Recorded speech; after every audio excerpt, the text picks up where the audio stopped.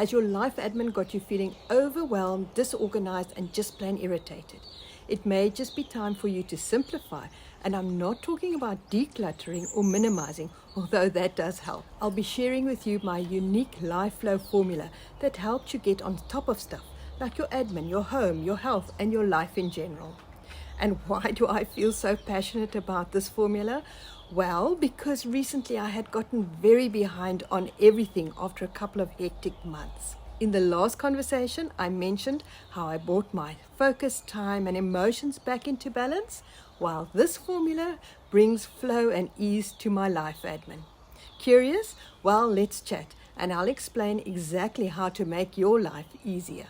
I'm the Forest Fairy. Welcome to my corner of the woods where I'm rebuilding, revamping, redesigning a magical life and hopefully inspire you to gather your own fairy dust. Hello everyone, I hope you're having a fabulous week. It's extremely windy out in this part of the world at the moment, so I've battened down the hatches and I'm focusing on getting my life admin sorted. For most of my life, I've had it under some kind of control, but then I would miss an important email or get behind on the housework or realize too late there's no milk or butter and I have no time to take a walk. You know, those things seemingly small that can actually trip you up badly.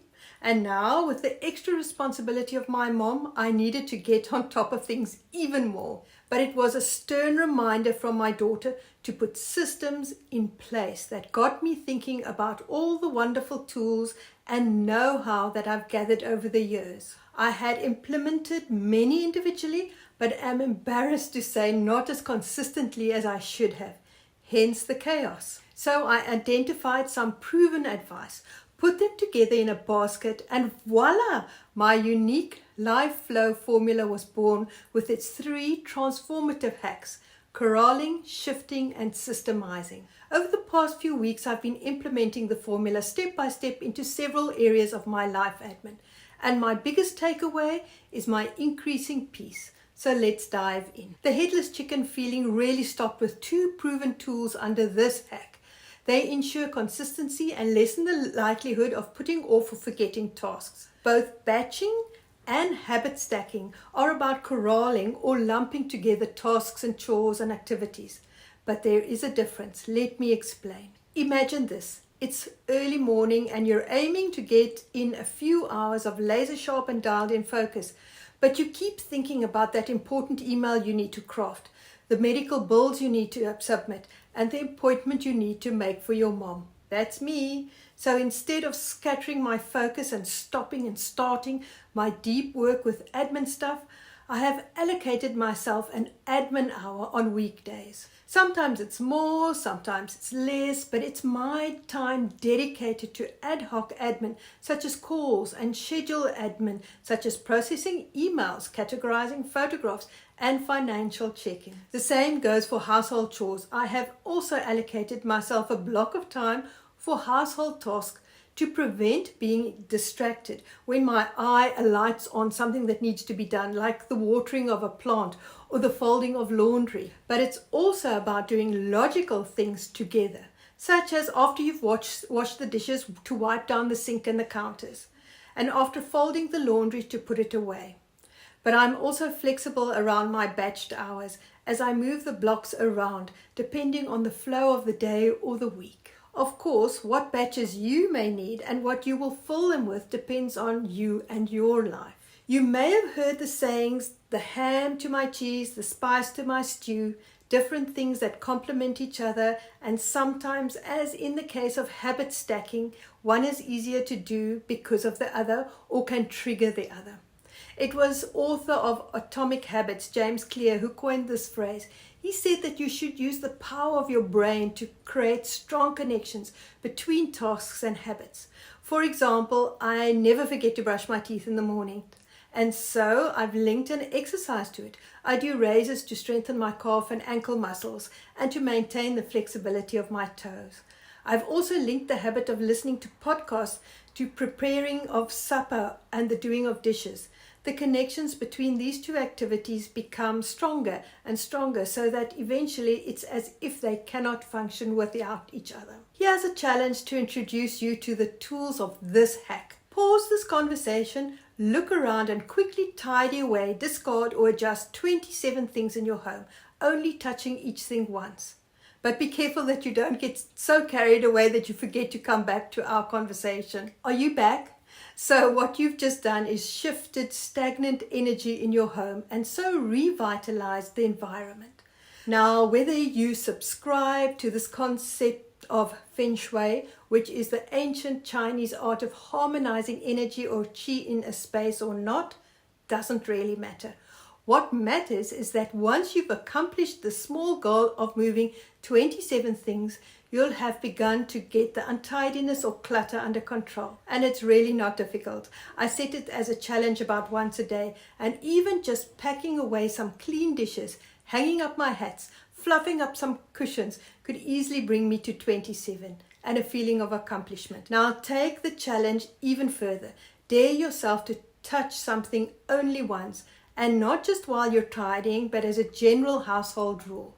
I know this concept is usually thought of in terms of paper, but I take it further. It's way too easy to dump things on the closest counter as you walk into your home, or shift the small heap of papers from this table to that counter. Luckily, we don't have many papers in our lives anymore. I now make it a game. When I walk in, I note how many things I only touch once. I immediately hang up my keys, my hat and my bag, and store away my sunglasses. The same goes when undressing. Jewelry goes from my body to the drawer, clothes go to the wash basket or get hung up. And ditto for the 27 things. Touch each item only once and decide whether to tidy it away, discard or adjust. Together these two tools make up my shift and simplicity hack, creating efficiency and order by reducing procrastination, preventing clutter and saving time. To quote James Clear again, we don't rise to the level of our goals, but fall to the level of our systems. And here, goals aren't those lofty things that only corporates or high-powered individuals have. You and I also have goals. We just don't always define them as such. A goal could be to write a book, keep the house clean, weave a blanket, plant a garden, lose weight, declutter your cupboards, learn a new skill, plan your meals, or see your friends more often. Systems, on the other hand, are basically our habits, the micro things we do regularly and consistently, daily, weekly, monthly, to achieve our goals. Now string a year's worth of micro actions or habits together, and voila, again, you have a painting, a blanket, a garden, tidy cupboards, can speak French, have lost the weight. Or a system can just be an option that you've implemented to make things run more smoothly, or to be a reliable plan B. An example of this in my life currently is getting comfortable with online shopping for the times when life gets too complicated to visit a store, or ensuring there's a reliable taxi option for my mom when I'm not available. The trick is to start small and to focus on one system at a time. The one area that had me feeling unaccomplished, distracted, and even anxious was my business and personal admin, as I explained just now. Just now is a very South African term. My goal with admin, such as my tax, my photographs, my emails, and my finances, was that they would be maintained and kept up to date. And the way to do this was to develop and implement a system. The system consists of a variety of micro habits, like my daily admin hour, my weekly wallet clean out, my monthly budget planning and accounting tasks, and my monthly check-in with my home and personal planner. Check out the conversation on My Secret to Staying Out of Jail, my 3 steps to my home and personal planner, where I chat about what a mainstay this planner has become. All strung together, these habits and tasks then ensure I reach my goal of up-to-date admin. I'm also applying the same system hack to work through the last boxes of my mom's stuff, create a movement program, and I've opted to include a morning carer into my mom's care system. The fun part is that you can apply to what you want and to your schedule and your preferences. And so there you have it. My life flow formula consisting of the 3 simple but transformative hacks: corralling, shifting, and systemizing. Why don't you give it a try and let me know in the comments below in a week or a month or a year how it's going.